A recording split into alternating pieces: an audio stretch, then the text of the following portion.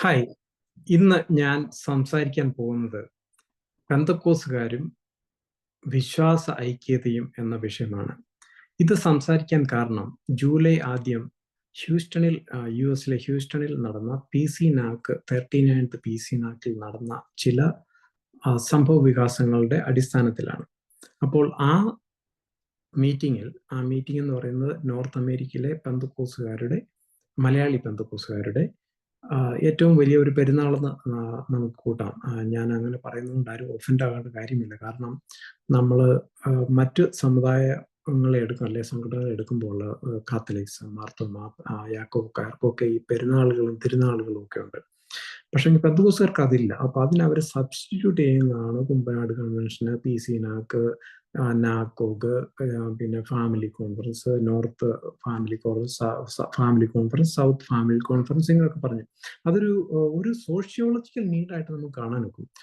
കാരണം നമ്മൾ പഴയ നിയമത്തിൽ നോക്കുമ്പോൾ പഴയ നിയമത്തിൽ ഒത്തിരി ഫെസ്റ്റിവൽസ് ഉണ്ടായിരുന്നു ഇസ്രായേലിന്. പെന്തക്കോസ്തുകാര് പലരും, നല്ലൊരു മജോറിറ്റി ആൾ ക്ലെയിം ചെയ്യുന്നത് അവർ പുതിയ ഇസ്രായേലാണെന്നാണ്. ഞാനത് വിശ്വസിക്കുന്നില്ല. അപ്പോൾ അവർ പുതിയ ഇസ്രായേൽ ആയതുകൊണ്ട് ഇസ്രായേലുള്ള പോലെ ചില പെരുന്നാളുകളോ തിരുനാളുകളോ ഫെസ്റ്റിവൽസ് ഒക്കെ ആകാം, അതിൽ തെറ്റില്ല. അതിന് ഒത്തിരി സോഷ്യോളജിക്കൽ ഗുണങ്ങളും ഉണ്ട്. ഓക്കെ, കമ്മ്യൂണിറ്റിക്ക് അവർ മീറ്റ് ചെയ്യാനും ഒരു സെലിബ്രേഷനും ഒരു അങ്ങനെ സോഷ്യൽ ഇവന്റ് ആയിട്ട് നമുക്ക് അതിനെ കാണാനും.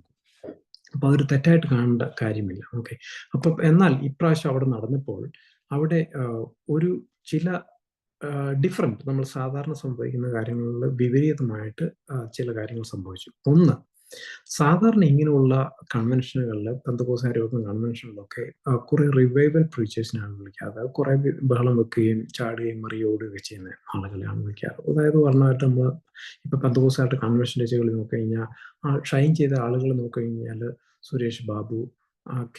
എബ്രഹാം, ഇപ്പം കാവാലം, മറ്റേ കഥാപ്രസംഗം നമ്മുടെ VD രാജപ്പന്റെയും സാംബശിവന്റെയും ഒക്കെ പ്രസംഗിക്കുന്ന കാവാലം, ഇങ്ങനെയുള്ളവരൊക്കെയാണ് സാധാരണ അവർ വിളിക്കാറ്. പഠിച്ച ആളുകളെ അവർ സാധാരണ വിളിക്കാറില്ല. പക്ഷെ ഇപ്രാവശ്യം അവിടെ പ്രസംഗിച്ചത് പാസ്റ്റർ ഷാജി ഡാനിയൽ, ഹ്യൂസ്റ്റണിലുള്ള പാസ്റ്റർ ഷാജി ഡാനിയൽ, പിന്നെ ഷിബു തോമസ് അറ്റ്ലാന്റയിലുള്ള പാസ്റ്റർ, വേറൊരു പാസ്റ്റർ ഷിബു ഫ്രം ഒക്ലഹോമ. അപ്പൊ ഇവരുടെയൊക്കെ പ്രൊഫൈൽ ഞാൻ കയറി നോക്കി കഴിഞ്ഞപ്പോൾ ഒരു കാര്യം എനിക്ക് ഇവരിൽ ഒന്നിന്റെ പേരെ അറിയാവുന്നവരാണ്, അല്ലാതെ തന്നെ. എന്നാലും ഞാൻ നോക്കി കഴിഞ്ഞപ്പോൾ മനസ്സിലായി ഇവരെല്ലാം പാസ്റ്റർ ഷാജി ഡാനിയൽ ഒരു വാലിഡ് PhD ഉള്ള ആളാണ്, well qualified, master degree, BD master degree, PhD ഒക്കെ ഉള്ളവരാണ്, വെൽ ക്വാളിഫൈഡ് ആണ്. അതുപോലെ തന്നെ പാസ്റ്റർ ഷിബു തോമസ് അറ്റ്ലാന്റ, ഞാൻ നോക്കി കഴിഞ്ഞപ്പോൾ അദ്ദേഹം സറാംപൂർ യൂണിവേഴ്സിറ്റിയിൽ പഠിച്ച ആളാണെന്ന്, തിയോളജി പഠിച്ച ആളെന്നാണ് ഞാൻ കണ്ടത്. പാസ്റ്റർ ഷിബു ഒക്ലഹോമയിലുള്ള പാസ്റ്ററുടെ പ്രൊഫൈൽ ഞാൻ നോക്കി കഴിഞ്ഞപ്പോൾ അദ്ദേഹം ചർച്ചിൽ നോക്കി, പേഴ്സണൽ പ്രൊഫൈൽ നോക്കി, ലിങ്ക്ഡിൻ പ്രൊഫൈൽ നോക്കി, ഒരിടത്തും എവിടെയാണ് അദ്ദേഹം പഠിച്ചതെന്ന് എഴുതിയിട്ടില്ല. എവിടെയോ ചില തിയോളജി ഒക്കെ പഠിച്ചായിട്ട് എഴുതിയിട്ടുണ്ട്. പക്ഷേ ഈവൻ അതർവൈസ് സെക്കുലർലി വെൽ ക്വാളിഫൈഡ് ഒരാളാണ്.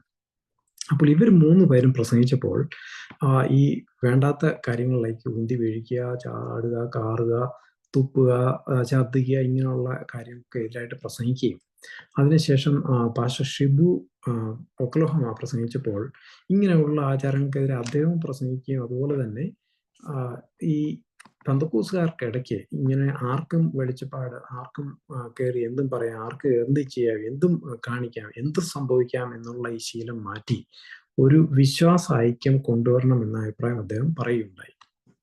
വീഡിയോസ് ഒക്കെ ഓൺലൈൻ യൂട്യൂബുണ്ട്. ഞാനത് ഇവിടെ ഷെയർ ചെയ്ത് അതിനുവേണ്ടി സമയം കളയാൻ ആഗ്രഹിക്കുന്നില്ല. എത്രയും ഷോർട്ടായിട്ട്, കാരണം ഇതൊരു ഗംഭീര വിഷയമാണ്, ഇത് ഇച്ചിരി സമയം എടുക്കുന്ന ടോപ്പിക്കാണ്. അതുകൊണ്ട് ഞാൻ ആ വീഡിയോസ് ഒന്ന് ഷെയർ ചെയ്യുന്നത് നിങ്ങളെല്ലാവരും കണ്ടിട്ടുള്ള കാര്യങ്ങളാണ്. അപ്പം അതിനുശേഷം അവിടെ ബിസ്നോയ് എന്ന് പറയുന്ന ഒരു അർജന്റീനക്കാരൻ വരികയും ഇവർ പറഞ്ഞതിന് നേരെ വിപരീതമായിട്ട് അവിടെ കിടന്ന് ബഹളം വെച്ച് ചാടി മറിഞ്ഞ ആളുകളെ ഉന്തിയിടുകയും തള്ളിയിടുകയും വീഴിക്കുകയും എല്ലാം ചെയ്തു. അവർ പറഞ്ഞതിൽ, അത് ഈ 3 പാസ്റ്റേഴ്സും പറഞ്ഞതിന്റെ നേരെ വിപരീതമായ സംഭവം അവിടെ നടന്നു. അതിനുശേഷം പിറ്റേ ദിവസം അതിന്റെ കൺക്ലൂഡിങ് സെഷനിൽ, സൺഡേ കൺക്ലൂഡിങ് സെഷനിൽ, ഒരു ജേക്കബ് മാത്യു, അദ്ദേഹത്തിന്റെ, ഞാൻ ഈ സമുദായത്തിൽ വളരെ ഡീപ്പായിട്ട് ഇൻവോൾവ് അല്ലാതെ തന്നെ ഇവിടെ ഒന്നും ഒത്തിരി ബാക്ക്ഗ്രൗണ്ട് എനിക്കറിയത്തില്ല. അദ്ദേഹം ഇതിനെ ഡിഫെൻഡ് ചെയ്യും. വീണാൽ എന്തോ കുഴപ്പം, എങ്ങോട്ട് വീണാൽ എന്തോ കുഴപ്പം, എങ്ങനെയും വീണാൽ പോരെ എന്നൊക്കെ ചോദിച്ച് ഒരു പ്രസംഗിച്ചതിനെ ന്യായീകരിക്കുന്ന ഒരു സംഭവം അവിടെ ഉണ്ടായി. അതിനെക്കുറിച്ച് പാസ്റ്റർ ഷമീർ കൊല്ലം എന്ന പാസ്റ്റർ പ്രസംഗം ഇങ്ങനെയാണ്: ഇരുളും വെളിച്ചവും ഒരുമിച്ച ഒരു ഒരു മീറ്റിംഗ് എന്നാണ് അതിനെക്കുറിച്ച് പറഞ്ഞത്. അപ്പോൾ ചില ആളുകൾ, അതായത് pastor Shaji Daniel, pastor Shibu Oklahoma, pastor Shibu അല്ലാണ്ട്, ഇവരൊക്കെ വചന അടിസ്ഥാനമായിട്ട് ഒരു സ്റ്റാൻഡ് എടുക്കുകയും അതിന് നേരെ വിപരീതമായിട്ട് അവിടെ ഒരു സംഭവം നടക്കുകയും ആ സംഭവത്തെ ന്യായീകരിക്കുന്ന ഒരു വീഡിയോയും ഇറക്കി. അതിനുശേഷം പാസ്റ്റർ സണ്ണി ഫിലിപ്പ് എന്ന് പറയുന്ന ഒരാളേക്ക്, അദ്ദേഹത്തെ എനിക്ക് അറിയത്തില്ല പേഴ്സണലി, ഞാനൊരു വീഡിയോ കാണുകയുണ്ടായി. ഇങ്ങനെയുള്ള സംഭവങ്ങളെ ന്യായീകരിച്ചുകൊണ്ട് അദ്ദേഹം ഒരു വീഡിയോ ചെയ്തത് ഞാൻ കാണുവാനിടയായി. അപ്പോൾ ഒന്നാമത്തെ കാര്യം നമ്മൾ സംസാരിക്കുന്നത് ഈ pastors, pastor Shaji Daniel, pastor Shibu ഒക്ലഹോമയും പാസ്റ്റർ ഷിബു അറ്റ്ലാന്റയും പറഞ്ഞതുപോലെ വചനത്തിന് അടിസ്ഥാനമായി ഒരു യൂണിഫൈഡ് ടീച്ചിങ് പെന്തക്കോസ്തുകാർക്ക് ഉണ്ടാകുന്ന ഒരു നല്ല കാര്യമാണ്. അതിന് നമ്മൾ പറയുന്ന ഒരു ഐഡിയൽ വേൾഡ് എന്ന് പറഞ്ഞാൽ ഒരു ഐഡിയൽ തോട്ടാണത്. അങ്ങനെ ഒരു ഐക്യം പെന്തക്കോസ്തുകാർക്ക് ഉണ്ടെങ്കിൽ വളരെ നല്ലതാണ്. ഞാനിത് പറയുന്നത് ഒരു പെന്തക്കോസ്തുകാരനായിട്ടല്ല, ഒരു ക്രിസ്ത്യൻ ഒബ്സർവർ എന്ന രീതിയിലാണ്. അപ്പം നിങ്ങൾ അങ്ങനെ അതിനെ കണ്ടാൽ മതി. ഇത് ഒരു പെന്തക്കോസ്തുകാർക്കുള്ള ഒരു ക്രിറ്റിസിസമായിട്ട് ഒന്നും കരുതണ്ട. ഒരു ഒബ്സർവർ ഇതിനെക്കുറിച്ച് പറയുന്നതായിട്ട് കണ്ടാൽ മതി. അപ്പം അതൊരു ഐഡിയൽ കോൺസെപ്റ്റ്, നല്ലൊരു കോൺസെപ്റ്റാണ്. പക്ഷെ നമ്മളൊരു പ്രോബ്ലം ഉണ്ട്. നമ്മൾ ജീവിക്കുന്നത് ഒരു ഐഡിയൽ വേൾഡിലല്ല. ഐഡിയൽ വേൾഡ് എന്ന് പറയുന്നത് എല്ലാം ഭംഗിയായിട്ട് നടക്കുന്നത്, എല്ലാം നമ്മൾ ഹിന്ദി പറയാറുണ്ട് സത്യം ശിവം സുന്ദരം, ഇംഗ്ലീഷിൽ അതിന് പറയുന്നത് ട്രൂത്ത് ഗുഡ്നെസ് ആൻഡ് ബ്യൂട്ടി എന്ന് പറഞ്ഞാൽ എല്ലാം ബ്ലിസ്ഫുൾ ആയിട്ട് എല്ലാം ഭംഗിയായിട്ട് നടക്കുന്ന ഒരു ഐഡിയൽ വേൾഡ്. അത് ഒരു യൂട്ടോപ്യൻ തോട്ടാണ്. നമ്മൾ അങ്ങനെ ഒരു ലോകത്തിലല്ല ജീവിക്കുന്നത്. അപ്പോൾ പെന്തക്കോസ്തുകാരുടെ പ്രശ്നം എന്ന് പറഞ്ഞു കഴിഞ്ഞാൽ, പെന്തക്കോസ്തുകാർക്ക് ഒത്തിരി, കഴിഞ്ഞ ദിവസം ഒരാൾ പ്രസംഗം കേട്ടു 700-ൽ പരം ഓർഗനൈസേഷൻസ് ഉണ്ടെന്ന്. അത് ഞാൻ വിശ്വസിക്കുന്നില്ല. കാരണം എനിക്കൊന്ന് കേരളത്തിൽ തന്നെ ഈ 700-ൽ പരം ഗ്രൂപ്പുകൾ കാണാൻ സാധ്യതയുണ്ട്. നോർത്ത് ഇന്ത്യയിലൊക്കെ എടുത്തു കഴിഞ്ഞാൽ ഓരോ പാസ്റ്ററും ചിലപ്പോൾ ഓരോ അവരുടേതായ ടീച്ചിങ്സും അവരുടേതായ ഗ്രൂപ്പും ഒക്കെയാണ്. അപ്പോൾ ഇതെല്ലാം മിക്കവാറും രജിസ്റ്റർ ചെയ്തേക്കുന്ന ഒരു ഓർഗനൈസേഷൻസ് ആയിട്ടാണ്. അവർക്കൊക്കെ അവരുടേതായ ഇൻഡിപെൻഡന്റ് ടീച്ചിങ്ങും സ്റ്റാൻഡിങ് ഡോക്ടറൽ പൊസിഷൻസും പ്രാക്ടീസസും ഒക്കെ കാണും. അപ്പൊ ഇതൊരു നമ്മൾ ഹിന്ദു സമുദായത്തിൽ പറയുമ്പോൾ കോടാനുകോടി ദൈവം എന്ന് പറയുന്നത് കോടാനുകോടി ഓർഗനൈസേഷൻസും കോടാനുകോടി, അതുകൊണ്ട് നമ്മൾ ചിന്തിക്കുന്ന അൺലിമിറ്റഡ് എന്നാണ്, അല്ലാതെ അതിനെ എണ്ണം നിങ്ങൾ നോക്കണ്ട. അങ്ങനെ ഒരു അൺലിമിറ്റഡ് ആയിട്ടുള്ള ഓർഗനൈസേഷൻസും അൺലിമിറ്റഡ് ആയിട്ടുള്ള ടീച്ചിങ്സും അൺലിമിറ്റഡ് ആയിട്ടുള്ള പ്രാക്ടീസസും ഒക്കെ ഉള്ള നേതാക്കളും അൺലിമിറ്റഡ് ആയിട്ടുള്ള നേതാക്കളും ഒക്കെ ഉള്ള ഒരു ഇസം, നമ്മൾ ഇസം എന്ന് പറയുന്നത് പെന്തക്കോസ്റ്റലിസം, കമ്മ്യൂണിസം എന്നൊക്കെ പറയുന്നത് പെന്തക്കോസ്റ്റലിസം ഒരു ഇസമാണ്. ആ ഇസത്തിനകത്ത് ഇങ്ങനെ ഇതെല്ലാം ഉണ്ട്. ഉദാഹരണമായിട്ട് നമ്മൾ ഈ ഐക്യത, ഞാൻ പറഞ്ഞ ഐഡിയൽ തോട്ടാണ്, പക്ഷെ അതൊരു പോസിബിൾ തോട്ടല്ല. അപ്പൊ നമ്മൾ ഐഡിയൽ ആയിട്ടുള്ളതെല്ലാം പ്രാക്ടിക്കൽ വേൾഡിൽ നടപ്പാക്കാൻ പറ്റുന്ന കാര്യമല്ല. ഞാൻ അതിനുവേണ്ടി കുറച്ച് എക്സാമ്പിൾസ് തരാം. ഒന്ന്, നമ്മൾ IPC എടുക്കുക. IPC, Indian Pentecostal church of God, മലയാളികളുടെ ഇടയിൽ ഏറ്റവും ഒത്തിരി ഫോളോവേഴ്സ് ഉള്ള ഒരു ഗ്രൂപ്പാണ്. ഈ IPCക്കകത്ത് ഇപ്പോഴും ചില ചർച്ചകളിലൊക്കെ ആഫറിന് വിട്ടവർക്ക് ലോർഡ് സപ്പർ കൊടുക്കത്തില്ല. അതുപോലെ തന്നെ മീശ വെച്ചവരെ പാസ്റ്റർ ആക്കത്തില്ല. ഇതൊക്കെ നമ്മൾ ബൈബിൾ അടിസ്ഥാനമാണെന്ന് ചോദിച്ചു കഴിഞ്ഞാൽ അല്ല. ഇതൊക്കെ കുറച്ച് ട്രഡീഷൻസും അവരുടെ കൾച്ചറൽ പ്രാക്ടീസും ഒക്കെയാണ്. ഞാൻ പലപ്പോഴും പറയാറുണ്ട്, ഒരാൾ നിങ്ങളുടെ ഒരു മീശ വെക്കാത്ത ഒരു പാസ്റ്റർ നിങ്ങൾ ആരുടെയും നിങ്ങൾ എന്തുകൊണ്ട് മീശ വെക്കുന്നില്ലെന്ന് പറഞ്ഞു കഴിഞ്ഞാൽ അതിന് ഒരു വചനം തപ്പാൻ നോക്കാൻ പോകാതെ ഏറ്റവും എളുപ്പം ഇനി മീശ വെക്കുന്ന ഇഷ്ടമല്ല, അതുകൊണ്ട് ഞാൻ വെക്കുന്നില്ലെന്ന് പറയുന്നതാണ്. ഓക്കെ, അതാണ് അതിന്റെ സ്വർണത്തോട് ആഭരണമൊക്കെ യൂസ് ചെയ്യുമ്പോഴും അങ്ങനത്തെ ഉത്തരവാണ് നല്ലത്. ആരെങ്കിലും വന്ന് നിങ്ങളോട് എന്തുകൊണ്ട് ആഭരണം ഉപയോഗിക്കുന്നില്ല എന്ന് ചോദിച്ചു കഴിഞ്ഞാൽ ബൈബിളിൽ നിന്ന് കാരണം തപ്പാതെ എനിക്ക് സ്വർണ്ണം ഉപയോഗിക്കുന്ന ഇഷ്ടമല്ലെന്ന് പറയുന്നതാണ് ഏറ്റവും ബെസ്റ്റ് ആൻസർ. ഓക്കെ, അപ്പൊ ഇങ്ങനെ ഉള്ള ടീച്ചിങ്സ് ഉണ്ട്. അതുപോലെ തന്നെ നമ്മൾ അവരുടെ എക്ലഷിയോളജി എടുത്തു കഴിയുമ്പോൾ, അല്ലെന്നുണ്ടെങ്കിൽ അവരുടെ ലീഡർഷിപ്പ് പോളിസീസ് എടുത്തു കഴിയുമ്പോൾ, അസംബ്ലീസ് ഓഫ് ഗോഡ് എടുത്തു കഴിഞ്ഞാൽ, അസംബ്ലീസ് ഓഫ് ഗോഡ് വിമനെ പാസ്റ്റേഴ്സ് ആയിട്ട് ഓർഡെയിൻ ചെയ്യും. സ്ത്രീകളെ പാസ്റ്റേഴ്സ് ആയിട്ട് ഓർഡെയിൻ ചെയ്യും. പക്ഷെങ്കിൽ ചർച്ച് ഓഫ് ഗോഡ് എടുത്തു കഴിഞ്ഞാൽ, church of God of Cleveland Tennessee എന്നാണ്. ഞാൻ ക്ലീവ്ലാൻഡ് ടെന്നസിയിലുള്ള ദൈവത്തിന്റെ ചർച്ച് ഓഫ് ഗോഡ്, ഓക്കെ, ആ ചർച്ച് എടുത്തു കഴിഞ്ഞ് കഴിഞ്ഞാൽ അവിടെ വിമനെ പാസ്റ്ററായിട്ട് ഓർഡെയിൻ ചെയ്യും. അവർക്ക് ആക്ച്വലി പാസ്റ്റർ അല്ല, അവർക്ക് ആക്ച്വലി ബിഷപ്പ് അവിടെ. അപ്പൊ അവർക്ക് ബിഷപ്പ് പൊസിഷനിലേക്ക് വിമനെ ഓർഡെയിൻ ചെയ്യത്തില്ല. അതായത് അതിന്റെ പാസ്റ്ററിന്റെ ഈക്വലന്റ് ആയിട്ട് കൂട്ടുന്ന പാസ്റ്റർ പൊസിഷൻ അവർക്ക് വിമൻ കൊടുക്കത്തില്ല. IPCയിലും അങ്ങനെ തന്നെ വിമനെ അവരൊരിക്കലും ഓർഡൈൻ ചെയ്യത്തില്ല. എന്നാൽ AG ഓർഡർ ചെയ്യും. അപ്പം ഇവർ തമ്മിലുള്ള ഐക്യം പോസിബിൾ ആണോ? ഇല്ല. ഇങ്ങനെയുള്ള കാര്യങ്ങൾ വന്നു കഴിയുമ്പോൾ അവർ ഡിഫറൻറ്റ്. അതുപോലെ തന്നെ CPM, TPM എന്നൊക്കെ പറഞ്ഞ ഒരു ഗ്രൂപ്പുണ്ട്. സിലോൺ പെന്തക്കോസ്റ്റ് അല്ലെങ്കിൽ ദി പെന്തക്കോസ്റ്റ് മിഷൻ എന്ന് പറഞ്ഞ്. അവരുടെ അടുത്തിടുന്ന ഇതിലും കഷ്ടമാണ്. അവര് കല്യാണം കഴിച്ച ആളുകൾക്ക് പാസ്റ്റർ ആകണമെന്നുണ്ടെങ്കിൽ ആ കല്യാണം കഴിച്ച സ്ത്രീയുമായിട്ട് പിരിഞ്ഞ ഒരു ബ്രദറും സിസ്റ്ററുമായിട്ട് സെപ്പറേറ്റ് ആയിട്ട് ജീവിച്ച് പിന്നെ അവർ തമ്മിൽ കാണാൻ പോലും ചത്താപ്പോലും കാണാൻ പാടില്ലെന്നാണ് പറയുന്നത്. അപ്പോൾ അങ്ങനെയുള്ള ഒരു വേർപെടൽ, ഒരു ഡിവോഴ്സ് നടത്തിയിട്ട് വേണം പാസ്റ്റർ ആകാൻ വേണ്ടി. ഇത് മാത്രമല്ല, ഇവരുടെ ഇടയ്ക്ക് എന്ന് കഴിഞ്ഞാൽ അവർ ഭയങ്കര എക്സ്ട്രീം ഗ്രൂപ്പാണ്. കാരണം അവര് ഈ മറ്റുള്ള ചർച്ച് ഓഫ് ഗോഡ് ഓഫ് ക്ലീവ്ലാൻഡിലെ ദൈവത്തിന്റെ ചർച്ചും അതുപോലെ അസംബ്ലീസ് ഓഫ് ഗോഡും ഈ Indian Pentecost church of God എന്ന് അതിന്റെ അവസാനം ഉണ്ടാക്കി. പിന്നെ ഒരു പ്രാക്ടിക്കൽ ഫുൾ ഗോസ്പൽ എന്നൊക്കെ ഉണ്ട്. ഈ ഹാഫ് ഗോസ്പൽ എന്താ, ഫുൾ ഗോസ്പൽ എന്താന്ന് ഞാൻ പലരോടും ചോദിച്ചിട്ട് ഇതുവരെ ഒരു ഉത്തരം കിട്ടിയിട്ടില്ല. അപ്പോൾ ഇവരെല്ലാം ഈ പാസ്റ്റേഴ്സ് എല്ലാം കൂടെ ചെന്ന് കഴിഞ്ഞാൽ ഈ CPM-കാരും TPM-കാരും ഇവരെ പാസ്റ്റേഴ്സായിട്ട് അംഗീകരിക്കത്തില്ല. അവരുടെ ഓർഡിനേഷനോ അവരുടെ പാസ്റ്റർ പൊസിഷനോ ഒന്നും ഇവർ അംഗീകരിക്കുക. കാരണം ഇവര് ഫാമിലി ആയിട്ട് വൈഫ്സും ഒക്കെ ആയിട്ട് ജീവിക്കുന്നവരോ ഒരുമിച്ച്. CPM-കാരുടെ ടീച്ചിങ് അനുസരിച്ച് ആ ഭാര്യമാരെയൊക്കെ പിരിഞ്ഞിട്ട് വേണം പാസ്റ്റർ ആകാൻ പോകാൻ. അപ്പൊ ഇങ്ങനെയുള്ള വൈരുദ്ധ്യപരമായ പ്രാക്ടീസസും ടീച്ചിങ്സും ഒക്കെ ഉള്ള ഒരു ഇസമാണ് പെന്തക്കോസ്റ്റലിസം എന്ന് പറയുന്നത്. അപ്പം ഇവർക്ക് പല കാര്യങ്ങളിലും ഒന്നിച്ചു വരിക എന്ന് പറയുന്നത് പ്രാക്ടിക്കലി അത് ഇമ്പോസിബിളാണ്. ഐഡിയോളജിക്കലി നമുക്ക് പറയാൻ പറ്റും, ഐഡിയൽ വേൾഡിൽ നമ്മൾ അങ്ങനെ ഒരു യൂണിറ്റി ഉള്ളത് നല്ലതാണെന്നൊക്കെ. അതുപോലെ തന്നെ ഞാൻ പറയുകയുണ്ടായി, കഴിഞ്ഞ ദിവസം ഈ സംഭവം എല്ലാം ഇങ്ങനെ നടന്നു കഴിഞ്ഞപ്പോൾ, ഇതിനെക്കുറിച്ച് പല വിമർശനങ്ങളെല്ലാം വന്നു കഴിഞ്ഞപ്പോൾ, ഒരു pastor reverend doctor Sunny Philip എന്ന് പറയുന്ന ഒരാൾ, ഞാനിത് യൂട്യൂബിൽ കണ്ടതാണ്. അദ്ദേഹം ഒരു വീഡിയോ ഇറക്കുവാനിടയായി. ഇങ്ങനെയുള്ള കാര്യങ്ങളൊക്കെ പണ്ട് തന്നെ ഉള്ളതാണ്, ആദ്യകാലം തൊട്ടുള്ളതാണ്. ഞാൻ വീഡിയോ ഷെയർ ചെയ്യുന്നില്ല, നിങ്ങൾക്ക് വാച്ച് ചെയ്താണ്. കാരണം ഞാൻ അതിന് വേണ്ടി ടൈം കളയാൻ ആഗ്രഹിക്കുന്നില്ല. അപ്പോൾ അദ്ദേഹം പറയുന്നത്, ഞാൻ ആ വീഡിയോ മൊത്തം കണ്ടു.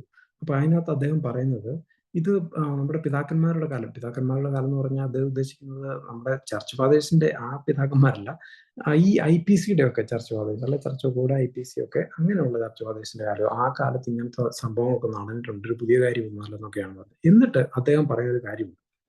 അദ്ദേഹം പറയുന്നത് 4 കാര്യങ്ങൾ, ആ വീഡിയോയുടെ സ്റ്റാർട്ടിങ്ങിൽ അദ്ദേഹം പറയുന്നതാണ്, ഈ 4 കാര്യങ്ങളിൽ ആധാരിതമാണ് നമ്മുടെ നോളജും നമ്മുടെ അറിവും നമ്മുടെ പ്രാക്ടീസും എല്ലാമാണ്. ആ 4 കാര്യങ്ങൾ ഞാനിവിടെ എഴുതി വെച്ചിട്ടുണ്ട്. അദ്ദേഹം പറയുന്നതാണ് സ്ക്രിപ്ചർ, അതായത് നമ്മുടെ വചനാടിസ്ഥാനമായിരിക്കണം. പിന്നെ അദ്ദേഹം പറയുന്നത് ട്രഡീഷൻ, പിന്നെ അദ്ദേഹം പറയുന്നത് എക്സ്പീരിയൻസ്, പിന്നെ അദ്ദേഹം പറയുന്നത് കൾച്ചർ. ഈ 4 കാര്യങ്ങൾ. ഓക്കെ, പുറത്തോണം വചനം, നമ്മുടെ ട്രഡീഷൻ അതായത് നമ്മുടെ പാരമ്പര്യം, പിന്നെ നമ്മുടെ എക്സ്പീരിയൻസ് നമ്മുടെ അനുഭവങ്ങൾ, പിന്നെ നമ്മുടെ കൾച്ചർ. ഓക്കെ, ഇങ്ങനെ 4 കാര്യങ്ങൾ. അപ്പൊ ഞാനിത് കേട്ടപ്പോൾ അതോർത്ത് ഞാൻ ചിന്തിച്ചു, ഇദ്ദേഹം അറ്റ്ലീസ്റ്റ് ഭാഗികമായിട്ടെങ്കിലും നല്ലൊരു എഡ്യൂക്കേഷൻ ഉള്ള ആളായിരിക്കും. കാരണം ഇങ്ങനെയുള്ള കാര്യങ്ങൾ സാധാരണക്കാർ പാസ്റ്റേഴ്സ് സംസാരിക്കുന്നില്ല. നമ്മുടെ തിയോളജിക്കൽ എഡ്യൂക്കേഷൻ എങ്ങനെയാണ് ഫോം ചെയ്യുന്നുള്ള ഒരു വിഷയമാണ് അത് ഞാൻ അതിനെക്കുറിച്ച് പറയുന്നതാണ്. പ്രശ്നമുണ്ടെങ്കിൽ അതിന് മുമ്പ് ഞാൻ ഒരു കാര്യം പറയട്ടെ. അപ്പൊ ഞാൻ ഈ പാസ്റ്റർ ആരാണെന്ന് അറിയാൻ വേണ്ടി, എനിക്ക് അറിയത്തില്ലാത്ത ആളായി. കാരണം ഞാൻ പറഞ്ഞില്ല, എനിക്ക് പെന്തക്കോസ്റ്റിലെ അധികം പാസ്റ്റേഴ്സും ലീഡേഴ്സിനൊന്നും പേഴ്സണലി അറിയത്തില്ല. കാരണം അതിന്റെ ബാക്ക്ഗ്രൗണ്ട് അതല്ലാത്ത കാരണം. പിന്നെ ഇങ്ങനെയൊക്കെ യൂട്യൂബിലൊക്കെ കേട്ട് ഞാൻ ഇവരുടെ എല്ലാം ബാക്ക്ഗ്രൗണ്ട് ഒക്കെ തപ്പി നോക്കാറുണ്ട് ആരാണെന്ന്. കാരണം അവരെ മനസ്സിലാക്കണമെങ്കിൽ അവരുടെ ബാക്ക്ഗ്രൗണ്ട് മനസ്സിലാക്കേണ്ടതുണ്ട്. അപ്പൊ ഞാൻ നോക്കിയപ്പോൾ ഇദ്ദേഹത്തിന്റെ ഫേസ്ബുക്ക് പ്രൊഫൈൽ കിടക്കുന്നത് റെവറൻ ഡോക്ടർ സണ്ണി ഫിലിപ്പ്. അപ്പൊ ഞാൻ ആ പ്രൊഫൈൽ കയറി നോക്കി കഴിഞ്ഞപ്പോൾ അദ്ദേഹം മനസ്സിലായി, ഇദ്ദേഹം ഒരു ഇന്ത്യാനയിലെ ഒരു ബൈബിൾ കോളേജിൽ ഒരു മാസ്റ്റർ ഡിഗ്രി ചെയ്തിട്ടുണ്ട്. പിന്നെ അദ്ദേഹം ഒരു ഓണററി ഡോക്ടറേറിയം സ്റ്റഡീഡ് എന്ന് പറഞ്ഞിട്ടാണ് ഇട്ടേക്കുന്നത്. അത് കഴിഞ്ഞിട്ട് ബ്രാക്കറ്റിൽ ഓണററി ഡോക്ടറേറ്റ്. അപ്പോൾ ഓണററി ഡോക്ടറേറ്റിന് സാറിന് ആരും പഠിക്കാറില്ല. അത് കഴിഞ്ഞ് ഞാൻ അടുത്ത് നോക്കി കണ്ടു, ഇദ്ദേഹം ഒരു university of divinity, masters university of ഡിവിനിറ്റിയിൽ നിന്ന് ഒരു ഡീമിൻ എടുത്തിട്ടുണ്ട്. അപ്പം ഞാൻ ഇതെന്തോ സംഭവം എന്നറിയാൻ വേണ്ടി കയറി നോക്കി കഴിഞ്ഞപ്പം ഈ മാസ്റ്റേഴ്സ് യൂണിവേഴ്സിറ്റി ഓഫ് ഡിവിനിറ്റിയിൽ 1.5 വർഷം കൊണ്ട് ആർക്ക് വേണേലും ഡീമിൻ എടുക്കാം. 1.5 വർഷം എടുക്കത്തുള്ളൂ.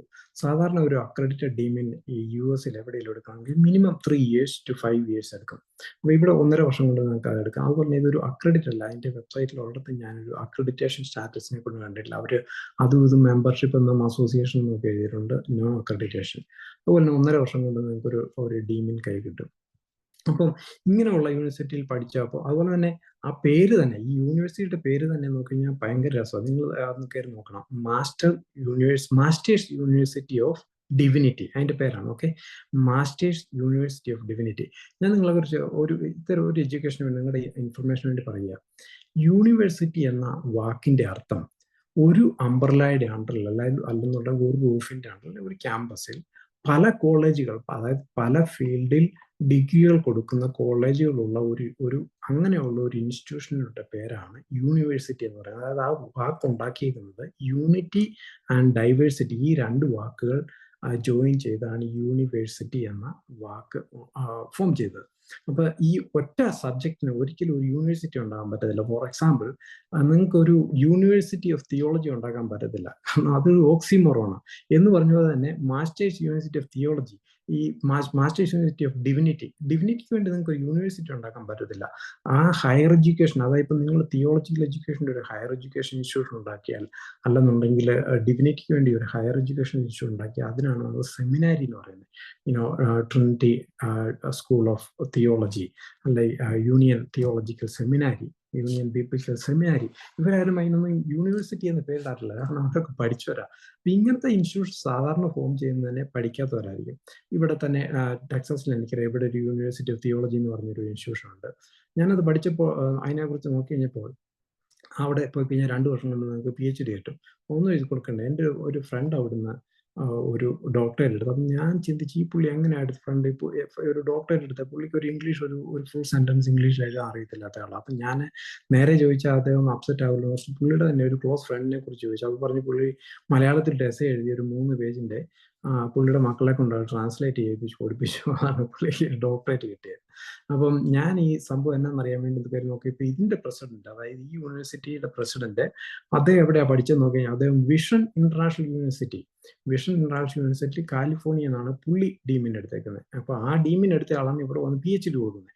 അപ്പൊ ആ വിഷൻ ഇന്റർനാഷണൽ യൂണിവേഴ്സിറ്റി എന്നാന്ന് ഞാൻ കരുതി നോക്കി കഴിഞ്ഞപ്പോൾ അവിടെ ഒരു ചെറിയൊരു കുടിൽ പോലത്തെ ഒരു ബിൽഡിംഗ് ആണ്, ഒരു കാലിഫോർണിയയിൽ. അപ്പൊ അവിടുന്ന് ഡീമിന് എടുത്തിട്ട്, അതായത് 6 മാസം കൊണ്ട് കിട്ടുന്ന ഒരു ഡീമിന് എടുത്തിട്ട് ഇവിടെ വന്നിട്ട് പുള്ളി ഇപ്പൊ PhD ഒക്കെ ആളുകൾക്ക് കൊടുക്കുന്നത്.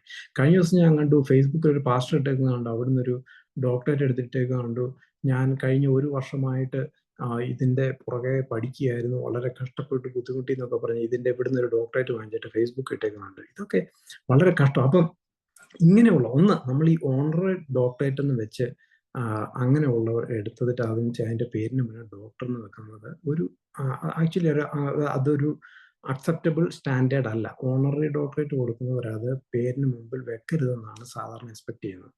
2, ഇങ്ങനെയുള്ള ഡോക്ടേഴ്സ്, അത് ഈ അക്രഡിറ്റഡ് അല്ലാത്ത ഡോക്ടറേറ്റ് ഒക്കെ അവിടുന്ന് ഇവിടുന്ന് മിക്കവാറും എല്ലാം ഒത്തിരി ഓർഗനൈസേഷൻസ് ആണ്, അതായത് പ്രോപ്പർ യൂണിവേഴ്സിറ്റിയോ സെമിനാരീസ് കൊടുക്കുന്നതല്ല. ഉദാഹരണമായിട്ട് സ്പ്രിംഗ്ഡെയിൽ മിനിസ്ട്രീസ്, അവർ ഓർഗനൈസേഷൻ ആയിട്ട് രജിസ്റ്റർ ചെയ്യുന്നത്, 501(c)(3) ആയിട്ട് രജിസ്റ്റർ ചെയ്തിരിക്കുന്ന ഓർഗനൈസേഷന് ഡോക്ടറേറ്റ് കൊടുക്കുന്നു. അപ്പോൾ ഇങ്ങനെയുള്ള ഡോക്ടറേറ്റ് വാങ്ങിച്ചിട്ട് പേരിന് മുന്നിൽ വെച്ച് കഴിഞ്ഞു കഴിഞ്ഞാൽ നമ്മൾ പിന്നെ ഇവർ പറയുന്നതൊക്കെ ഇച്ചിരി ആധികാരികമായിരിക്കും ചിന്തിച്ചു പോകും. അപ്പോൾ എനിവേ, ഇദ്ദേഹത്തെ ഞാൻ പറഞ്ഞത് എനിക്കത് വലിയ അറിവൊന്നുമില്ല. പക്ഷേ ഞാൻ മനസ്സിലാക്കിയത് അദ്ദേഹം വളരെ അറിയപ്പെടുന്ന ഒരു നേതാവാണ്, ഒത്തിരി ഫോളോവേഴ്സ് ഉണ്ട്. അപ്പോൾ അദ്ദേഹം ഈ പറഞ്ഞ കാര്യങ്ങളിനകത്ത് അദ്ദേഹം പറയുന്നതാണ്, എക്സ്പീരിയൻസ് പെന്തക്കോസ്റ്റൽസിന് ഇമ്പോർട്ടൻ്റ് ആണ്. അത് ശരിയാ, എക്സ്പീരിയൻസ് പെന്തക്കോസ്റ്റുകാർക്ക് മാത്രമല്ല എല്ലാവർക്കും ഇമ്പോർട്ടൻ്റ് ആണ്, ആർക്കും ഇമ്പോർട്ടൻ്റ് അല്ലാത്ത, റൈറ്റ്? പക്ഷെ എന്നുണ്ടെങ്കിൽ നമ്മുടെ തിയോളജിക്കൽ ഫോർമേഷൻ്റെ ഫൗണ്ടേഷൻ, അല്ലെന്നുണ്ടെങ്കിൽ സോഴ്സസ്, അതിന് പറയുന്ന sources of our theological information, അതായത് നമ്മുടെ ദൈവികപരമായ കാര്യങ്ങളുടെ അറിവ് നമുക്ക് എവിടെ നിന്നാണ് കിട്ടുന്നത്? ഒന്നാമത് scripture. Okay, that should be the right beginning, right? Scripture should be a foundation. അത് ശരിയാണ്, വചനമായിരിക്കണം നമ്മുടെ അടിസ്ഥാനം. അതാണ് പാസ്റ്റർ ഷാജി ഡാനിയലും പാസ്റ്റർ ഷിബു ഒക്ലഹോമയും പാസ്റ്റർ ഷിബു അറ്റ്ലാന്റയും അവിടെ പീസനാക്കിൽ പറഞ്ഞത്. എന്നാൽ പാസ്റ്റർ ജെയിംസ് ജേക്കബ് മാത്യു പറഞ്ഞപ്പോൾ അവിടെ എങ്ങോട്ടേലും വീണാൽ പോരെ, അനുഭവത്തിലോട്ട് വന്നു. പാസ്റ്റർ സണ്ണി ഫിലിപ്പ് അതിനെ ന്യായീകരിച്ചപ്പോഴും ഈ അനുഭവത്തിനാണ് ഫോക്കസ് ചെയ്യുന്നത്. എന്നാൽ ഇവരെല്ലാം അംഗീകരിക്കുന്നുണ്ട്, വചനമായിരിക്കണം നമ്മുടെ അടിസ്ഥാനം അംഗീകരിക്കുന്നുണ്ട്. പക്ഷെ ഈ വചനത്തെ സ്റ്റാർട്ട് ചെയ്തിട്ട് പിന്നെ എക്സ്പീരിയൻസിലോട്ട് പോകും.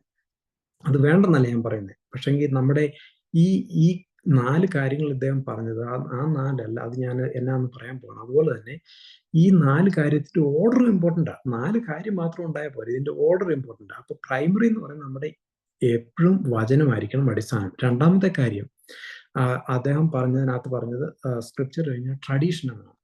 ട്രഡീഷന് മുന്നിൽ വരേണ്ട ഒരു കാര്യമാണ് റീസൺ. ഉദാഹരണം ഞാനത് പറയാൻ കാരണം, കാത്തലിക് ചർച്ചിന് ഈ സ്ക്രിപ്ചർ കഴിഞ്ഞു കഴിഞ്ഞാൽ ഈ സ്ക്രിപ്ചറിന് മുന്നിൽ അവർക്ക് വരുന്ന ട്രഡീഷനാണ്. ഓക്കെ, ചർച്ച് എന്തു പറയുന്നു, അപ്പൊ അവർ സ്റ്റാർട്ട് ചെയ്യുന്നത് മനസ്സിലാക്കണം. അവരുടെ ഒന്നാമത്തെ പോയിന്റ് ട്രഡീഷനാണ്. ട്രഡീഷൻ കഴിഞ്ഞാണ് സ്ക്രിപ്ചർ വരുന്നത്. കാരണം അവർ പറയുന്നത് ചർച്ചാണ് സ്ക്രിപ്ചർ ഉണ്ടാക്കിയത്. അപ്പം ചർച്ച് ഫസ്റ്റ്, ട്രഡീഷൻ സെക്കൻഡ്, പിന്നെ അത് കഴിഞ്ഞ് റീസൺ വരത്തുള്ളൂ. യുനോ ഭൂമി ഉരുണ്ടാണോ പരന്നാണോ എന്നൊക്കെ പിന്നെയാണ് വരുന്നത്. അത് കഴിഞ്ഞിട്ട് you have experience now. Okay, അപ്പൊ നമ്മൾ പെന്തക്കോസ്റ്റലിസം അല്ലെങ്കിൽ ഇവാഞ്ചലിക്കൽ തിയോളജി എടുത്തു കഴിഞ്ഞാൽ സാധാരണക്കാരൊക്കെ അക്സെപ്റ്റ് ചെയ്യുന്നതാണ് സ്ക്രിപ്ചർ ഫസ്റ്റ്. നമ്മുടെ പ്രൊട്ടക്ഷൻ തിയോളജി സ്ക്രിപ്ചർ അലോൺ എന്ന് പറയുന്നത് അവിടെയാണ് സ്റ്റാർട്ട് ചെയ്യുന്നത്. രണ്ട്, അത് കഴിഞ്ഞ് കഴിഞ്ഞാൽ വരുന്നത് സ്ക്രിപ്ചർ കഴിഞ്ഞാൽ വരുന്നത് ട്രഡീഷൻ അല്ല, റീസൺ ആണ്. കാരണം ഈ റീസൺ ഉണ്ടെങ്കിലേ നമുക്ക് സ്ക്രിപ്ചർ പഠിക്കാൻ പറ്റത്തുള്ളൂ. റീസൺ ഉണ്ടെങ്കിലേ നമ്മൾ ട്രഡീഷനെ ഇവാലുവേറ്റ് ചെയ്യാൻ പറ്റത്തുള്ളൂ. റീസണബിൾ ട്രഡീഷൻ ആണോ നോക്കാൻ പറ്റത്തുള്ളൂ. ട്രഡീഷൻ പറയുന്ന ഭൂമി പരന്നതാണോ അതോ ഉരുണ്ടതാണോ എന്നുള്ളത് അനുസരിച്ച് നമ്മൾ റീസൺ വേണം നോക്കാൻ. ട്രഡീഷനെ മാത്രം നോക്കിയാൽ പറ്റത്തില്ല. അപ്പം അവർക്ക് റീസൺ ആണ് സെക്കൻഡ് വരുന്നത്. പിന്നെ വരുന്നതാണ് ട്രഡീഷൻ. അപ്പൊ നമ്മൾ പെന്തക്കോസ്തുകാർ ചിലപ്പോൾ പറയും ഞങ്ങൾക്ക് ട്രഡീഷൻ ഇല്ലെന്ന് പറയുന്നുണ്ട്. അത് ശരിയല്ല. നമുക്ക് 66 ബുക്കുള്ള ബൈബിൾ എവിടുന്ന കിട്ടിയേ? അത് നമ്മുടെ ട്രഡീഷനാണ്. ട്രിനിറ്റി നമ്മൾ ബൈബിളിൽ കാണുന്നുണ്ടെങ്കിലും ട്രിനിറ്റിയുടെ ഡോക്ട്രിൻസും ട്രിനിറ്റിയെ കുറിച്ചുള്ള നമ്മൾ നിക്കിയ സുന്നകദോസ്, നൈസിയൻ ക്രീഡ്, നമ്മുടെ ക്രീഡൽ സ്റ്റേറ്റ്മെന്റ് ഒക്കെ നമുക്ക് ട്രഡീഷൻ വഴിയുള്ളതാണ്. അപ്പൊ നമുക്ക് ട്രഡീഷൻ ഉണ്ട്. ട്രഡീഷൻ നമുക്ക് അവോയ്ഡ് ചെയ്യാൻ ഒക്കത്തില്ല. അതുപോലെ തന്നെ ഈ പാസ്റ്റർ സണ്ണി ഫിലിപ്പ് പറഞ്ഞ പോലെ 100 വർഷം പഴക്കമുള്ള നമ്മുടെ മാതാപിതാക്കളുടെ ചില ട്രഡീഷനോ അങ്ങനെയുള്ളവരും ഉണ്ട് പെന്തക്കോസ്തുകാർക്ക്. അപ്പം ഇതെല്ലാം നമ്മൾ എടുത്തു കഴിയുമ്പോൾ നമുക്ക് നമ്മുടെ സോഴ്സസ് ഓഫ് ഇൻഫർമേഷൻ ആയിട്ട് വരുന്നത്. പിന്നെ നമ്മളുള്ള കാര്യമാണ് എക്സ്പീരിയൻസ്. എക്സ്പീരിയൻസും നമുക്കൊരു സോഴ്സ് ഓഫ് ഇൻഫർമേഷനാണ്. നമ്മൾ അനുഭവിച്ച നമ്മുടെ അനുഭവങ്ങൾ നമുക്ക് ഒരിക്കലും തള്ളിക്കളയാനൊക്കത്തില്ല. അതുപോലെ തന്നെ നമ്മുടെ അനുഭവങ്ങളിൽ നമ്മൾ പലതും ലേൺ ചെയ്യാറുണ്ട്. പക്ഷെ ചില സമയത്ത് നമ്മുടെ അനുഭവങ്ങളിൽ നമ്മൾ ലേൺ ചെയ്യുന്ന തെറ്റായ കാര്യങ്ങളായിരിക്കാം. ഉദാഹരണമായിട്ട് ഒരു ഹിന്ദു ടെമ്പിളിൽ പോയി പ്രാർത്ഥിച്ചൊരു കൊച്ചുണ്ടായ വ്യക്തി, അയാളുടെ എക്സ്പീരിയൻസിൽ നിന്ന് അയാൾ ലേൺ ചെയ്യുന്നത് ചിലപ്പോൾ അതൊരു ശരിയായ ദൈവമാണെന്നായിരിക്കും. ഓക്കെ, അങ്ങനെ നമുക്ക് എക്സ്പീരിയൻസ് നമ്മളെ മിസ്ഗൈഡ് ചെയ്യാൻ സാധ്യതയുണ്ട്. അത് നമ്മുടെ ഉള്ളിലായാലും നമ്മുടെ പ്രസ്ഥാനത്തിനുള്ളിലായാലും അങ്ങനെ സംഭവിക്കാം. അപ്പൊ ഞാൻ പറഞ്ഞ ഈ ഓർഡർ ഇമ്പോർട്ടൻ്റ് ആണ്. ഒരു ശരിയായ ഓർഡർ എന്ന് പറയുന്നത് scripture, reason, experience, scripture, reason, tradition, experience. Okay, experience should be the last one. അതുപോലെ തന്നെ ഇതെല്ലാം നമ്മൾ പറഞ്ഞ പോലെ വചനത്തിന്റെ അടിസ്ഥാനത്തിലും റീസണിന്റെ അടിസ്ഥാനത്തിലും ഇവാലുവേറ്റ് ചെയ്യുന്നതാണ്. പാസ്റ്റർ സണ്ണി ഫിലിപ്പ് പറഞ്ഞത് സ്ക്രിപ്ചർ, ട്രഡീഷൻ, പിന്നെ എക്സ്പീരിയൻസ്, പിന്നെ കൾച്ചർ. കൾച്ചർ ആക്ച്വലി ഇതിനകത്ത് വരുന്നത്. കൾച്ചർ എന്ന് പറഞ്ഞാൽ ഇതിന്റെ എല്ലാം കൂടെ എടുക്കുക. നമ്മുടെ വിശ്വാസവും നമ്മുടെ അറിവും നമ്മുടെ ഹോപ്സും ബിലീഫ്സും ഇതെല്ലാം കൂടി ഉണ്ടാകുന്ന ഒരു ഹോൾ തിങ്ങിനാണ് നമ്മൾ കൾച്ചർ എന്ന് പറയുന്നത്. ഓഫ് കോഴ്സ് നമുക്ക് കൾച്ചറൽ പ്രാക്ടീസ് ഉണ്ട്, കൾച്ചറിൽ നമ്മൾ പലരും ലേൺ ചെയ്യാറുണ്ട്. പക്ഷെങ്കിൽ നമ്മുടെ തിയോളജിക്കൽ ഇൻഫർമേഷൻ കൾച്ചറൽ ബേസ്ഡ് അല്ല. നമ്മുടെ culture should change according to theology. നമ്മുടെ കൾച്ചർ നമ്മൾ പലപ്പോഴും നമ്മുടെ കൾച്ചർ, ഇപ്പോൾ ഉദാഹരണമായിട്ട് എനിക്ക് നേരത്തെ ഒരു കൾച്ചർ ഉണ്ടായിരുന്നു. ആ കൾച്ചർ ഞാൻ ക്രിസ്തുവിലാകുമ്പോൾ അത് ചേഞ്ച് ആകും. എന്നാൽ നമ്മൾ കൾച്ചറൽ പ്രാക്ടീസസ് ഉണ്ട്. ആ ഭാഗം അദ്ദേഹം പറയാൻ ശരിയാണ്. കൾച്ചറൽ പ്രാക്ടീസിനെ കുറിച്ച് അദ്ദേഹം പറയുന്നുണ്ട്. ഈ സ്വർണ്ണം ഇടാതിരിക്കുന്നതും വെള്ളം ഉടുപ്പിടുന്നതും ഒക്കെ കൾച്ചറൽ പ്രാക്ടീസ് ആകാം. പക്ഷെ എന്നുണ്ടെങ്കിൽ വീഴുന്നതും വീഴിക്കുന്നതും കൾച്ചർ പ്രാക്ടീസ് ആയിട്ട് എടുക്കാൻ പറ്റത്തില്ല. അതൊരു ശരിയായ ടീച്ചിങ് അല്ല. അപ്പോൾ അങ്ങനെയുള്ള പ്രാക്ടീസസ് നമ്മൾ പണ്ട് സംഭവിച്ചത്, അതായത് പണ്ടെന്ന് പറയുന്നത് അദ്ദേഹം 100 വർഷം മുമ്പ് ഈ പെന്തക്കോസ്തുകാരുടെ ആദ്യകാലങ്ങളിൽ കേരളത്തിലൊക്കെ സംഭവിച്ചിട്ടുണ്ടെന്നാണ് പറയുന്നത്. നമുക്ക് മനസ്സിലാക്കേണ്ട കാര്യം 100 വർഷം മുമ്പോ അല്ലെന്നുണ്ടെങ്കിൽ പെന്തക്കോസ്തുകാരുടെ ആദ്യകാലങ്ങളിലോ സംഭവിച്ചത് കൊണ്ട് മാത്രം ഒരു കാര്യം ശരിയാകത്തില്ല. അന്നും തെറ്റ് സംഭവിക്കാം, ഇന്നും തെറ്റ് സംഭവിക്കാം. Okay, devil can mimic anyone any time. Alright. So നമ്മൾ ഈ ഒരു കാര്യം നമ്മൾ നോക്കുമ്പോൾ അല്ലെങ്കിൽ സംഭവിക്കുന്ന കാര്യങ്ങൾ ഇവാലുവേറ്റ് ചെയ്യുമ്പോൾ അത് നേരത്തെ സംഭവിച്ചിട്ടുണ്ടോ മുന്നോട്ട് സംഭവിച്ചിട്ടുണ്ടോ എന്ന് നമ്മൾ നോക്കിയിട്ട് കാര്യമില്ല. സ്ക്രിപ്ചറിൽ അതിന് എന്തെങ്കിലും എക്സാമ്പിൾ ഉണ്ടോ? ബൈബിളിൽ സംഭവിച്ചിട്ടുണ്ടോ? പാസ്റ്റർ ഷാജി ഡാനിയൽ പ്രസംഗിച്ചു അദ്ദേഹം പറയുന്നുണ്ടായി, അദ്ദേഹം പറഞ്ഞു ബൈബിൾ മൊത്തം ഞാൻ പഠിച്ചിട്ടും മുന്നോട്ട് വീണതായിട്ട് കണ്ടിട്ടുണ്ട്, കവിണ്ണു വീണതായിട്ട് കണ്ടിട്ടുണ്ട്. പക്ഷെ പുറകോട്ട് തലയടിച്ച് വീഴുന്നത് നല്ല ആരാധനയുടെ ലക്ഷണമായിട്ട് കണ്ടിട്ടില്ല എന്നാണ് പറയുന്നത്. അത് വളരെ കൃത്യമാണ്. അത് മാത്രമല്ല, ഞാൻ അതിനപ്പുറം ഒരു കാര്യം കൂടെ നിങ്ങളോട് പറയാൻ ആഗ്രഹിക്കുന്നു. പ്രോസ്കുനിയ, ഈ കവിണ്ണു വീഴുക എന്നുള്ളതിന് ഗ്രീക്കിൽ യൂസ് ചെയ്തേക്കുന്ന വാക്ക് പ്രോസ്കുനിയ എന്നാണ്. നമ്മൾ മുന്നോട്ട് കവിണ്ണു വീണ് നമസ്കരിക്കുക എന്ന് പറയുന്നത്. ഈ പ്രോസ്കുനിയ എന്ന വാക്ക് എപ്പോഴും യൂസ് ചെയ്തേക്കുന്ന ഒരു ഫിസിക്കൽ പ്രസൻസ് ഉള്ളിടത്താണ്. ഉദാഹരണമായിട്ട് ദൈവത്തിന്റെ അപ്പിയറൻസ്, അല്ലെന്നുണ്ടെങ്കിൽ യേശുവിൻ്റെ മുന്നിൽ ആളുകൾ പ്രോസ്കുനിയ ചെയ്തിട്ടുണ്ട്. പക്ഷേ യേശു ക്രിസ്തു, നിങ്ങൾ തിങ്ക് അബൌട്ട് ദിസ്, ഓക്കെ, ഇതൊരു ഒരു ഒരു വലിയ ഒരു നമ്മൾ മനസ്സിലാക്കേണ്ട കാര്യമാണ്. ന്യൂ ടെസ്റ്റ്മെന്റിൽ പുതിയ നിയമത്തിൽ നമ്മൾ പ്രോസ്കുനിയ കാണുന്നുണ്ട്. യേശു ക്രിസ്തുവിൻ്റെ പുനരുത്ഥാനവും അത് കഴിഞ്ഞ് അസെൻഷൻ വരെ നമ്മൾ പ്രോസ്കുനിയ കാണുന്നുണ്ട്. കാരണം യേശു ക്രിസ്തുവിൻ്റെ ഫിസിക്കൽ പ്രസൻസ് അവിടെ ഉണ്ട്. യേശു ക്രിസ്തുവിൻ്റെ അസെൻഷൻ കഴിഞ്ഞിട്ട് ഈ പ്രോസ്കുനിയ എന്ന ഗ്രീക്ക് വേർഡ് ന്യൂ ടെസ്റ്റ്മെന്റിൽ യൂസ് ചെയ്തിരിക്കുന്നത് മനസ്സിലാക്കണം. അസെൻഷൻ കഴിഞ്ഞിട്ട് പ്രോസ്കുനിയ എന്ന വാക്ക് യൂസ് ചെയ്തിരിക്കുന്നത് ശരിയായ വർഷിപ്പിന് വേണ്ടിയല്ല. ഇത് ഒന്നെങ്കിൽ തെറ്റായ ഏഞ്ചലിക് വർഷിപ്പിനെ കുറിച്ച്, തെറ്റായ ആരാധനയെക്കുറിച്ച്, അല്ലാതെ വേണ്ടാത്ത ആരാധനയെക്കുറിച്ച്, ഇങ്ങനെയൊക്കെയുള്ള സാഹചര്യങ്ങളിലാണ് പ്രോസ്കുനിയ എന്ന വാക്ക് യേശു ക്രിസ്തുവിന്റെ അസെൻഷന് ശേഷം ന്യൂ ടെസ്റ്റ്മെന്റിൽ യൂസ് ചെയ്തേക്കുന്നത്. അത് കഴിഞ്ഞിട്ട് പ്രോസ്കുനിയ പിന്നെയും ശരിയായ കോണ്ടാക്റ്റിൽ യൂസ് ചെയ്യുന്ന സമയം വരുന്നുണ്ട്. എപ്പോഴാണെന്നറിയാമോ? റെവലേഷനിൽ പിന്നെയും ദൈവത്തിന്റെ ഫിസിക്കൽ പ്രസൻസ് ഉള്ളിടത്ത്, അതായത് ക്രിസ്തുവിന്റെ ഫിസിക്കൽ പ്രസൻസ് വരുമ്പോൾ അവിടെ പിന്നെയും പ്രോസ്കുനിയ നമ്മൾ കാണുന്നുണ്ട്. അതിന് ഇൻ ബിറ്റ്വീൻ ഉള്ള, അതായത് യേശു ക്രിസ്തുവിന്റെ അസെൻഷനും യേശു ക്രിസ്തുവിന്റെ റിട്ടേണിനും ഇൻ ബിറ്റ്വീൻ ഉള്ള ആ സമയത്ത് പ്രോസ്കുനിയോ ഒരു ബാഡ് എക്സാമ്പിൾ ആയിട്ടാണ് കാണിച്ചിരിക്കുന്നത്. It's not use for right worship, നല്ല ശരിയായ ആരാധനയ്ക്ക് വേണ്ടിയല്ല. അപ്പം അവിടെ ആണെങ്കിൽ പാസ്റ്റർ ജേക്കബ് മാത്യു പറയുന്നത് എങ്ങോട്ട് വീണില്ലാത്ത കുഴപ്പം, എങ്ങോട്ടെങ്കിലും വീണാ പോരെ എന്നൊക്കെയാണ് ചോദിക്കുന്നത്. എന്തിനാ വീഴുന്നത്? നമ്മൾ വീണവരെ എഴുന്നേൽപ്പിക്കാനല്ലേ നോക്കണം, നമ്മൾ വീണവരെ നിർത്താനല്ലേ നോക്കണ്ടേ? അപ്പോൾ ഇങ്ങനെയുള്ള പ്രാക്ടീസസ്, ഈ ഫയർ, ലിക്വിഡ് ഫയർ, ഇതൊക്കെ വരാനൊരു കാര്യം എന്ന് പറയുന്നത് ഒരു മിസ്അണ്ടർസ്റ്റാൻഡിങ്. അഗെയിൻ ഞാൻ പറഞ്ഞു, ഒരു വാക്യമുണ്ട് ബൈബിൾ പറയുന്നുണ്ട് യേശു ക്രിസ്തുവിനെ കുറിച്ച്. യോഹന്നാൻ പറയുന്ന വാക്കാണ് he will baptise you in water and fire, അതുപോലെ തന്നെ സ്പിരിറ്റ് ആൻഡ് ഫയർ. അപ്പൊ ഇതിനെക്കുറിച്ച് ചിലർ പറയുന്നത് അത് പരിശുദ്ധാത്മാവിനെ കാണിക്കണം. എന്നാൽ ഫയർ ന്യൂ ടെസ്റ്റ്മെന്റ് എല്ലാം യൂസ് ചെയ്തേക്കുന്നത്, അത് നമ്മൾ ആ പാസേജിന്റെ കമന്ററി എടുത്ത് നോക്കി കഴിഞ്ഞാൽ നമുക്ക് കാണാം. അത് വിശ്വസിക്കുന്നവർക്ക് പരിശുദ്ധാത്മാവിന്റെ സാധനവും വിശ്വസിക്കാത്തവർക്ക് വേണ്ടി തീപ്പൊയ്ക്കും എന്നുള്ള അർത്ഥത്തിലാണ് അത് യൂസ് ചെയ്തേക്കുന്നതാണ് നല്ല പല ബൈബിൾ പണ്ഡിതന്മാരും അതിനെ വ്യാഖ്യാനിക്കുന്നത്. പിന്നെ ഒരു കാര്യം എന്ന് പറയുന്നത്, അപ്പോസ്തല പ്രവൃത്തി 2-ാം അധ്യായത്തിൽ പരിശുദ്ധാത്മാവ് വന്നപ്പോൾ പരിശുദ്ധാത്മാവ് വരുന്ന പിളർന്ന അഗ്നിനാവുകൾ പോലെ, പിളർന്ന അഗ്നിനാവുകളല്ല, ഓക്കെ, അതുപോലെ. അപ്പൊ ഈ ഇതെടുത്തിട്ട് ഈ ഫയർ എന്ന് കേട്ട് കഴിഞ്ഞാൽ പെന്തക്കോസ്തുകാർക്കെല്ലാം അന്നേരം അങ്ങ് ചൂടാകും. റിവൈവൽ, ഫയർ, ഈ രണ്ട് വാക്ക് റിവൈവലും ഫയറും കേട്ട് കഴിഞ്ഞാൽ ഞാൻ തമാശയായിട്ട് പറയാറുണ്ട്, ഈ രണ്ട് വാക്ക് കേട്ട് കഴിഞ്ഞാൽ പെന്തക്കോസ്തുകാർക്ക് വട്ടാകും. കാരണം ഇവർ രണ്ട് വാക്കിനെ കുറിച്ച് ഇവർ റോങ് അണ്ടർസ്റ്റാൻഡിങ്. റിവൈവൽ എന്നതിന് നമ്മൾ ഹിസ്റ്ററിയിൽ നോക്കി കഴിയുമ്പോൾ എക്സാമ്പിള്, ആളുകൾ വളരെ ആക്റ്റീവായിട്ട് സുവിശേഷം പറയുകയും ആളുകൾ മാനസാന്തരപ്പെടുകയും യേശുക്രിസ്തു വിശ്വസിക്കുകയും ചെയ്യുന്നതാണ് ഹിസ്റ്ററിയിൽ നമ്മൾ റിവൈവൽ എന്ന് പറയുന്നത്. അല്ലാതെ ചർച്ചിൽ കിടന്ന് ബഹളം വെച്ചിട്ട് ആ ചർച്ച് തവിടുപൊടിയാക്കിയിട്ട് സ്റ്റേജ് അപ്പ് ആൻഡ് ഡൗൺ മറിക്കുന്നതിനല്ല റിവൈവൽ എന്ന് പറയുന്നത്. അപ്പൊ ഈ റിവൈവൽ വരുന്നില്ല എന്ന് ഇവരെപ്പോഴും പറയുന്നത് ഇങ്ങനെയുള്ള കാര്യങ്ങളെ കുറിച്ചാണ്. ഈ സുവിശേഷം പറയുന്നതിനെ കുറിച്ചും ആളുകൾ മാനസാന്തരപ്പെടുന്നതിനെ കുറിച്ചും അല്ല. അപ്പൊ അങ്ങനെ ഒരു തെറ്റായ ധാരണയുണ്ട്. ഫയർ എന്ന് പറഞ്ഞാൽ അതുപോലെ തന്നെ, ഫയർ എന്ന് കേട്ട് കഴിഞ്ഞാൽ ഇവർക്ക് അന്നേരം ചൂടാകും. കാരണം ഇവർ ചിന്തിക്കുന്നത് ഈ പരിശുദ്ധാത്മാവിനെ ഫയർ എന്ന് പറയുന്നതാണ്. ഫയർ എന്ന് പറയുന്നത് പുതിയതിൽ എപ്പോഴും അത് പണിഷ്മെന്റിനെ കാണിക്കുന്നതാണ്. അപ്പോൾ ഫയർ ഓഫ് കോഴ്സ് ദൈവത്തിന്റെ അപ്പിയറൻസിന്റെ സമയത്തൊക്കെ ഫയർ വരുന്നതായിട്ട് കാണിക്കുന്നുണ്ട്. അതും ഒരു ഹോളിനെസിന്റെ, അതുപോലെ തന്നെ ദൈവത്തിന്റെ മുന്നിലെല്ലാം വെന്തു പോകുന്നത്, അതായത് മാനുഷികമായതെല്ലാം വെന്തു പോകുന്നത്, നിലനിൽക്കാൻ വയ്യാത്തതിന്റെ അങ്ങനെ ഒരു ഇത് കാണിക്കുന്നതായിട്ടാണ് വിശ്വസിക്കുന്നത്. അല്ലാതെ ഫയർന്ന് കേട്ട് കഴിഞ്ഞാൽ ഇത് പരിശുദ്ധാത്മാവാണ് നിൽക്കുന്നത് അങ്ങനെയാണെന്നുണ്ടെങ്കിൽ നമ്മൾ പല കാര്യങ്ങളും യേശുക്രിസ്തു ആടാന്ന്, ദൈവം Jesus said, I am the door, I am the way. ഇപ്പൊ യേശുക്രിസ്തു ഒരു വഴിയാണ് നമുക്ക് അങ്ങനെയൊക്കെ പറയേണ്ടി വരും. അതുപോലെ തന്നെ പരിശുദ്ധാത്മാവ് യേശുക്രിസ്തുവിന്റെ മേൽ യേശുക്രിസ്തു സ്നാനപ്പെട്ടപ്പോൾ വന്നപ്പോൾ അവിടെ ഒരു പ്രാവായിട്ട് ഇറങ്ങി വന്ന്, ഒരു പ്രാവ് പോലെ, ഓക്കെ, പ്രാവ് പോലെ. അങ്ങനെയുണ്ടെങ്കിൽ പ്രാവെന്ന് കേട്ട് കഴിയുമ്പോൾ എന്താ പട്ടലാകത്തെ? പ്രാവെന്ന് കേട്ട് കഴിയുമ്പോൾ എന്താർക്കും ചൂടാകത്തെ? ഈ ഫയറിന് മാത്രം എന്താ ഇത്ര ചൂടാകുന്നത്? അതുപോലെ തന്നെ അഗ്നി വർഷിപ്പ് എന്ന് പറയുന്നത് എപ്പോഴും മനുഷ്യ അതിന്റെ ഫോളിന് ശേഷം, മനുഷ്യന്റെ വീഴ്ചയ്ക്ക് ശേഷം ഉണ്ടായിരുന്ന ഒരു കാര്യമാണ് ഈ അഗ്നി വർഷിപ്പ് എന്ന് പറയുന്നത്. അഗ്നിദേവൻ നമ്മൾ മലയാളത്തിൽ കാണാറുണ്ട്, അതുപോലെ തന്നെ സംസ്കൃതത്തിലും ഹിന്ദു കൾച്ചറിലും അഗ്നിദേവൻ. അത് മാത്രമല്ല, ഈവൻ നമ്മൾ മറ്റു റിലീജിയൻസ് പഠിക്കുമ്പോഴെല്ലാം അഗ്നി is considered to be one of the basic elements of life, right? Fire or energy. അപ്പൊ ഈ അഗ്നി വർഷിപ്പ് എന്ന് പറയുന്നത് എല്ലാ സമയത്തും ഉണ്ടായിരുന്നതാണ് ഫോളിന് ശേഷം. അപ്പൊ ഈ അഗ്നിയുടെ പുറകെ പോകുന്നത് ഒരു ഉചിതമായ കാര്യമല്ല, ഒരു ബൈബിൾ ബേസ്ഡ് കാര്യമോ ടീച്ചിങ്ങോ അല്ല.